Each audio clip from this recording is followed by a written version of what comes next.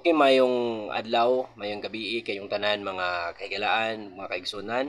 Dalaygo na nga ito makagahom si Amang Yahweh nga gitagaan na sa niya glaing higayon nga niya kita magapahimo sa pagpaambit sa mga pulong sa atong makagahom nga pinasikad sa balaan nga kasulatan. So adlaw karon nga Biyernes, nisalop na ang adlaw nga Biyernes o kini nga mga bahin nga mga takna karon kabahin na sa adlaw nga igpapahulay. So kining igpapahulay igsoon nga topic nato karon dapit sakna sa kakabhion. Usa ni siya ka importante nga bahin nga topic kay atong hisgutan karon ang mga butang nga atong pagabuhaton atol sa adlaw nga igpapahulay. Kining adlaw igpapahulay sa Hebro gitawag ni siya og Shabbat. Shabbat sa Hebro nga gikan sa root word nga Shiva or 7. Sa English mao ni siya nga ang Saturday o sa Bisaya mao ni ang sala sa Spanish mao ni siya ang Sabado o sa Bisaya mahapatik sa mga balaan niya kasulatan ikapito nga adlaw. So kining ikapito nga adlaw igsoon mao ni ang pinakaimportanteng butang tungod kay ang magkagagahom gahatag niini sa tulo ka butang na mabasa sa Genesis iyang gibalaan, gipanalanginan o gipahulayan. So gibalaan, gipanalanginan ug gipahulayan kini nga adlaw nga ikapito nga mao ang adlaw nga igpapahulay. So unsaon man nato igsoon pagkahibalo nga ang adlaw nga ikapito mao gid ning adlaw nga Sabado, Shabbat or adlaw nga igpapahulay kini nga adlaw nga ikapito. Kay pwede man ta magsugod ang ihap nato sa Lunes. So ang adlaw nga ikapito igsoon mao ang adlaw nga Domingo. So klaro gid kay din nga bisan asa kada pita magsugod sa pag-ihap pwede. Pero ang nahapatik sa balaan niya kasulatan igsoon naa sa Mateo 28 bersikulo 1 ang klog nato din nga ang adlaw nga igpapahulay mao gyud ang adlaw nga gisundan sa adlaw nga Domingo. Nagaingon dito tapos sa adlaw igpapahulay. Okay? Tapos sa adlaw nga igpapahulay sa pagbanagbanag na sa adlaw nga Domingo. O di ba? Tapos sa adlaw igpapahulay sa pagbanagbanag na sa adlaw nga Domingo. So meaning humana ang adlaw igpapahulay ug banagbanag buntag padung na sa kabuntago na sa adlaw nga Domingo. So masabot na to maklaro nga ang adlaw igpapahulay mao ang adlaw sa dili pa ang Domingo.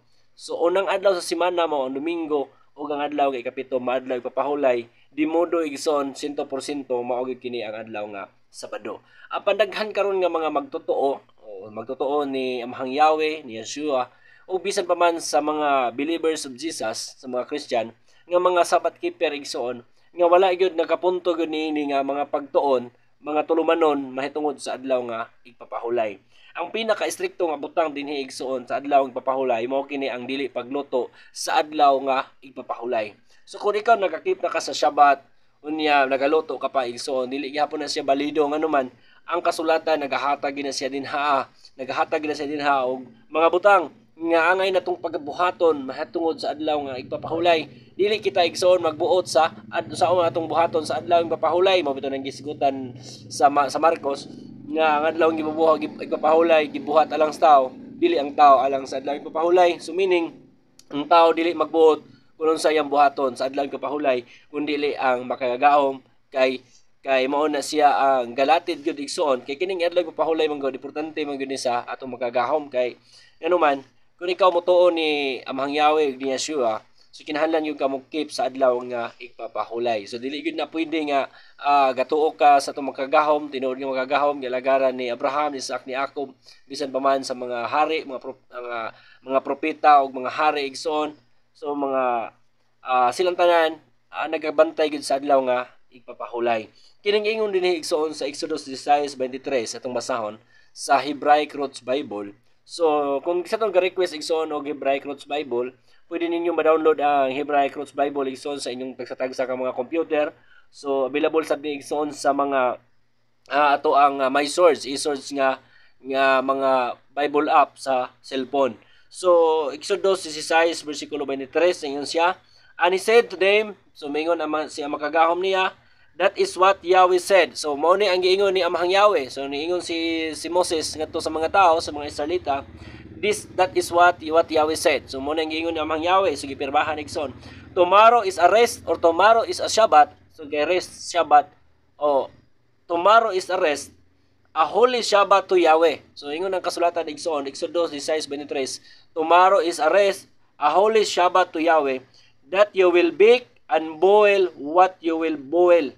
So karon Biyernes, nag-istoryahay sila, ikaunom nga adlaw, ingon si Moses ngadtong mga katawhan ng Israel, tomorrow is a Shabbat, inyong pagalutoon ang inyong pagalutoon ugma og pagalutoon ninyo karon, bake what you will bake and boil what you will boil, and lay up for yourself all is left over to keep it until the morning. So naingon ang balaan niya kasulatan igsoon nga tomorrow is a Shabbat, niya lutoa ang tanan ninyo nga angay nga lutoon, unya maginit mong tubig kung gusto mong maginit, kay ugma adlaw nga igpapahulay ni Amahang Yahweh. So yun na igsoon ang balaan niya kasulatan.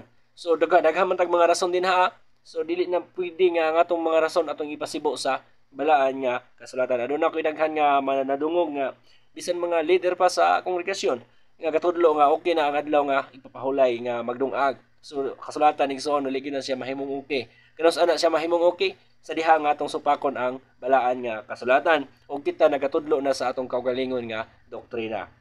Exodo 35 versikulo 3. So atong basahon ang Exodo 35 versikulo 3 igsoon aron nga mapamatud-on kay ingon man gud ang kasulatan duha or tulo ka saksi magapamatuod lig-on na kay na siya nga ebidensya. So ginahlatag mga upat ka bersikulo igsoon aron nga mapamatud-an gyud nga bahin atong palabuan, aron nga mapamatud-an gyud nga bahin kung unsa gyud ang adlaw nga ipapahulay nganuman tungod kay mao kini ang giingon di Exodo Ezekiel 20 bersikulo 20, mao kini ang timaan tali sa Amahang Yahweh ug sa atoa. So kung nagtuta ni Amahang Yahweh ni Yeshua, so musabay na gud niya ang adlaw ipapahulay kay nganuman mo na ang timaan. So kung dili ka magakip sa adlaw nga Shabbat, gatuo ka ni Amahang Yahweh ni Yeshua, so wag hapon ka nakatungtong sa iyahang timaan or bandera igsoon nga mao ang adlaw nga ipapahulay. Okay? 35 versikulo 3, you shall not kindle a fire in all your dwelling on the day of the Shabbat. So dili ka magahaling og kalayo sa tanan nga adlaw kung asa ka gapuyo, wala giingon na igsoon sa Israel na ha.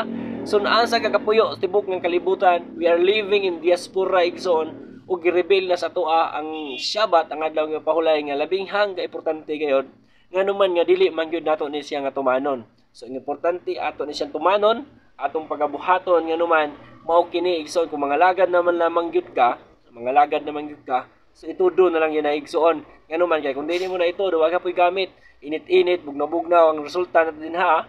Unya kay init-init, bugnaw-bugnaw igsoon, sukar ba na sa atong makagahom. So itudo na lang yun na. Nga adlaw igpapahulay, dili pwede magdungag, di pwede magluto. Yun siya.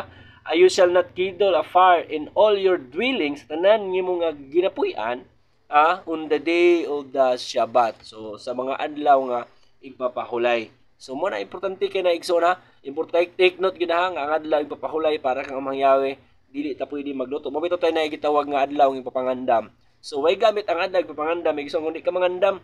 So ang adlaw ipapangandam din hag ka mangandam ka din ha.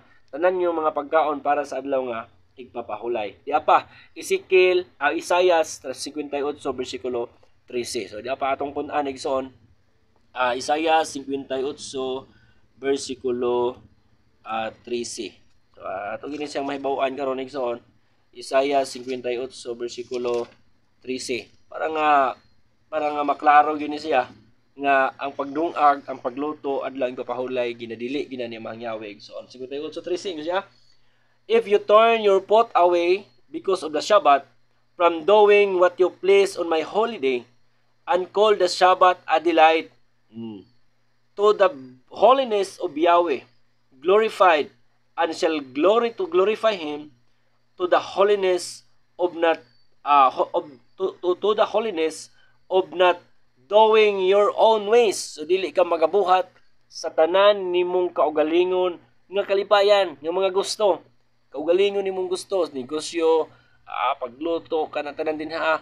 Kundili buhaton nimo ni siya aron pag-glorify ni Amahang Yahweh. From finding your own pleasure or speaking in your own words, sa pagpangita sa imong kaugalingon nga kalipayan, unya sa pagsulti sad sa imong kaugalingon nga mga pulong. Sama na nang di bigyan na malikayan ng magisgot ta og kanang negosyo panginabuhian sa adlaw nga pahulay. So sahay maninda na gani adlaw papahulay, doon na po'y magyaga-yaga igsoon ingon nga kung dili paron adlaw nga Sabado pila may presyo anang imuhang baligya brad. So ang kasulatan igsoon dili gid siya angayan, dili siya angayan nga magahiskot anang mga butanga tungod kay ang kasulatan kay klaro man gid sa dinha, di man gid siya malubag igsoon nga ang adlaw papahulay para gid ka mangyawi. O ang tanan nato nga mga buluhaton, ila lang gid kang mangyawi. Iya lang gid ka mangyawi igsoon. Di na to ilugon ngano man pito ka adlaw naghimo sa mangyawi adlaw, pito ka adlaw no, di ba? Unya sa pito ka adlaw gaiban na gid siya usah imuha ang unom. So ang unom igsoon ay sa pagtugtog din kay ang kasulatan nagingon man nga sa unom ka adlaw magabuhat ka. Pag dili ka magabuhat ya sa unom ka adlaw igsoon, ang kasulatan nagingon nga ang tapulan dili pa kanon. So dili pa kanon ang tapulan. Di gid makakaon ang tapulan igsoon kay di man mo trabaho. Niya kung sa unom ka adlaw di ka mo trabaho sige ra kag katog wa gid kay pagkaon igsoon yang katapulan di ra mapakanon. So Nehemias 3:15 ngadto sa 22 natong mabasa dinhi ang mga katawhan sa Israel nisulay gyud sila sa pagpaninda og adlaw nga Sabado. Nisulay gyud sila igsoon pagpaninda sa og adlaw nga Sabado, pero suko ko kayo si prophet Nehemia ani igsoon sa ilang pagpaninda sa adlaw nga Sabado. Ang paninda sa adlaw nga Sabat. Nehemia, basahon Nehemia 3:15 ngadto sa 22. Okay? Nehemia. Basahon ha. Nehemia. Yara. Nehemia 3:15 ngadto sa 22. So ato basahon. In those day I saw in Judah once trading wine prices on the Sabbath. So, niadtong panahon nakita na ko nga ay so Judah, nakita sa kabanayan ni Judah, nga dunay negosyo o mga duga sa paras, wine, on the Sabbath, and bringing in sheaves and loading donkeys, and also wine, grapes, and pigs, and all burden, which they brought into Jerusalem on the Sabbath day, and I testified against them on the day they sold food. So, ingon sin prophet Nehemia nga, kita gyud sa akong mga mata nga doon na pay nagnegosyo nga mga katawhan ni Judah on the Sabbath day sa adlaw nga ipapahulay nagbalig ang pagkaon and I am testify against them. So ingon niya nga ako supak ko niya na men of Tyre also live in it who brought fish and all wares and were selling on Sabbath day to the sons of Judah even in Jerusalem. Bisan pa man sa Holy Land igsoon, even in Jerusalem. So naay naninda dito. And I contended with the nobles of Judah and said to them, what is evil thing you do defiling on the Sabbath? It is a noble thing sa gibuhat ni Judah. What is an evil? This is an evil. So evil ang giingon dun igsoon, evil dautan. Unsa ka dautan kining imong gibuhat atol pagyud sa nini nga adlaw og nga ipapahulay sons of Judah, mga anak ni Judah in Jerusalem. And I contended with the nobles of Judah and said to them, what is this evil thing that you do defiling on the Sabbath? Did not your fathers do this, and did not our Elohim bring all this evil on us, on this city? Yet you are adding more wrath on Israel by defiling on Sabbath. So kasulatan ni klaro kayo igsoon nga sa diha nga ang Israel mo defile sa Sabbath, musupak sa adlaw nga Sabbath, adunay tunglog gid moabot sa ilaha, adunay kagubot, adunay kagira, adunay mga kagubot sama na karon igsoon tungod sa ilahang pag-apil-apil anang gitawag nga LGBTQ sa panadinha nga mga doctrine of mind, mga pagtulunan sa Babylonia igsoon nga ilang gi-adapt tungod kay nakikigala man gyud sila dinha. So muna karon nga si Amahngyawi gapadala gyud nila kaaway hangtod nga sila mga ut-ut igsoon ug sila mobalik nga tukang Amahngyawi.